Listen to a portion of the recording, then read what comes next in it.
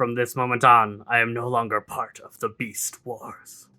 That was a terrible Tigatron impression. Okay, we've got MP-50 here, Tigatron masterpiece figure from Takara Tomy, the isolationist Maximal from the Beast Wars series, and I'm so excited to have this figure. This figure just looks awesome. It is extremely complicated, and it's a little bit loosely here set up, but I will tighten it up for the first look at it coming now. All right, so here we have the Tigatron figure. It is awesome. My favorite thing about this is actually just the fact that if you look at the original Beast Wars toy, Tigatron was an exact copy of Cheetor, just with stripes instead of spots and white instead of orange. So I'm so happy that with this design, they actually decided to make it look nothing like Cheetah's, the MP-34. So they went a totally different route with this and gave us a awesome figure that is completely its own and definitely fits the Tigatron design. So this guy is beefy, he's huge, he's much bigger than all of the other Maximal figures, which is fitting for the show. He was quite a bit bigger than all of the other ones except Rhinox. We haven't gotten ourselves a Masterpiece Rhinox yet, so this guy is the biggest Maximal right now, unless you count Dinobot. Dinobot's bigger, but always identified as a Predacon himself, even when he was on the team. So, there we go. This figure's got some decent movability in tiger form. His mouth moves. His head has an excellent range of motion in the up and down position. So it can go pretty high up. It can go pretty low down. Looking to the side, though, it can kind of do this weird kind of head tilt thing. But other than that, it doesn't really have great side look options. But really, is that expected of a figure like this? Not really.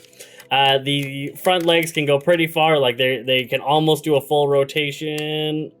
They can do a full rotation. There we go. It just felt a little weird there at the top, and I didn't want to break it. So it can do a full rotation. These can come up. The toes do pivot, so you can get some pretty awesome range. You can get him down, ready to pounce on somebody like he was in a couple of the episodes. You can get him in like a decent lazy cat pose if you do some things with the back legs right. You can get him in a playful tiger pose if you wanted him and Cheetor to be, kitties playing with each other. So there's some decent motion there. The tail is a lot better than Cheetah's tail for posability. I feel like there's some rotation here, and just you can get some decent looks. The back legs are pretty nice with the amount of extra twisting and whatnot that you can get. So as I mentioned with Cheetor's, there was no ankle tilt, and there wasn't this. So this little mechanism here allows you to get some wide stances while still having flat foot. You do get a gap here, which looks a little weird sometimes, but if you angle the camera right, you can ignore that while still getting the twisted ankle, which is really nice. This spins all the way around, which is a little excessive, and this also spins all the way around. So we got lots of mobility, lots of options, and the posability of this tiger mode is the best so far of everything that I've reviewed from the Beast Wars line. So it beats both Optimus and Cheetor in posability in its tiger form. So let's talk about its human form a little bit. As I guess one more thing to just talk about, just how tight a lot of this ends up being if you get it transformed just right. So there is a little bit of tightness, but once it is transformed right, it just comes along really well together. The only part of like robot mode you get is a couple of gaps there if you don't position the arms right, and then you've got the kind of hand butt thing going on down here, but there's not a lot of shots you're going to be doing of straight up the butt.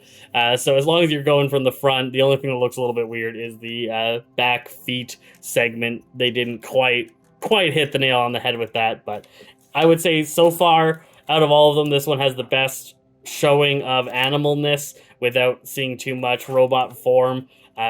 Optimus has just a little bit too much in the legs, and Cheetor as well. The legs were a little bit much, as well as it had all those weird gaps in the side. So this one definitely fixed up with a nice solid body that, again, you can't get some of that twisted pose that you can with Cheetor, but it comes together nicely with no gaps. So let's check out robot mode. All right, so there we have it. Fully transformed Tigatron. This one looks sick. Compared to Cheetor, they did an excellent job again of making it feel like they are similar, like they were in the show, giving that larger scale to Tigatron, as well as just making it his own bot instead of just being a clone of the Tigatron or of the Cheetor figure. I was really worried that he was really just going to be a clone of Cheetor, but he is not. He's his own bot, which is really nice. They really fixed a lot of the issues that existed with the Cheetahs figure.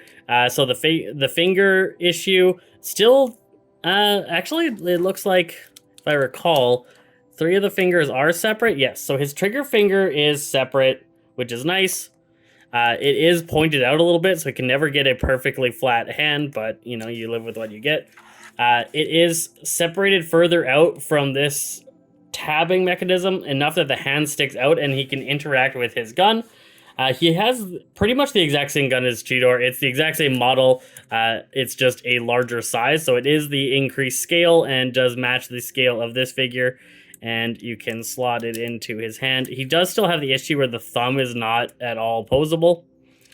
It slots in pretty far back into the hand, and then it needs to be gripped pretty tightly to stay in that peg.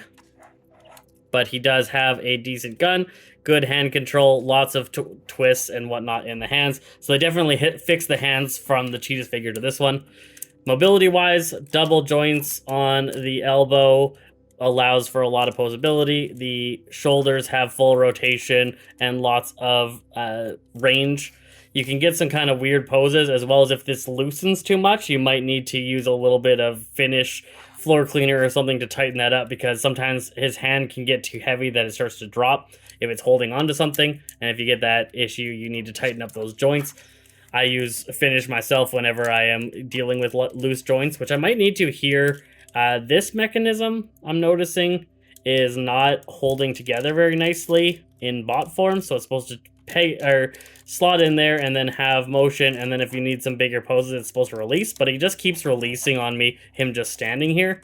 So trying to pose him for the pictures or the initial recording, we had a little bit of issue there, so watch out for that. Legs have awesome range. They can't go quite, no, they can't quite go perfectly flat. It's really close, but there is that double jointed knee for lots of articulation. The feet do have a swivel there, so we can get him in some wide stances that look natural. The toe, I believe, does not have any kind of tilts, so we can't do any gripping, but it's okay because he's in stilettos anyways, and that's kind of his jam, so not a lot of toe grip in those types of shoes. The facial expression is awesome. The face looks really nice. They did an awesome sculpt. We got a couple other face sculpts. So this one came with the most single face sculpts in robot mode with 4 of them. So we can have a super surprised look. Again, kind of grinning with teeth. We have the blue-eyed. He's scanning with his special extra feature. So we'll look at that. And then just a kind of neutral face. And then I have him in his angry face here. This blue-eyed face, I don't know if you can tell. Yeah, there we go. The light piping lights it up. So he's got blue eyes instead of red. And the intent of that is to use with his other 2 accessories, which is the weird Megatron head. This is a really obscure reference to one of the episodes where he was like hacking into this process and he was dealing with this weird head device.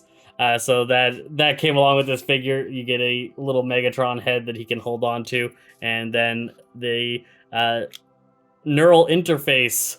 So this slots in behind his ear. So there's a slot there behind the ear, and you can slide that in to become an earpiece.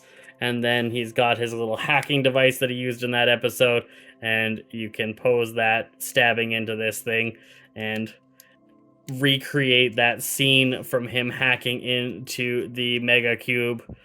So that's what this figure or feature is. It was a funny little reference that they added on there, but I don't see it being particularly useful. And then you're supposed to swap out to the blue face to show that he is in hacking mode. We will go over face swaps as well as how the face in the tiger mode swaps up in the next episode, the transformation episode. But this is just looking at the figure. He does have a lot of kibble on his back, but he kind of did in the show as well have the big cat legs going on there.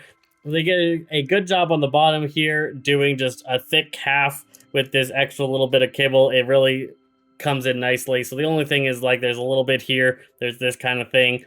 The tiger legs are reasonable, and then he's got this kind of tail section. But overall, it's really a tight figure, and I really like it. It comes together really nicely. He looks just like he's out of the show.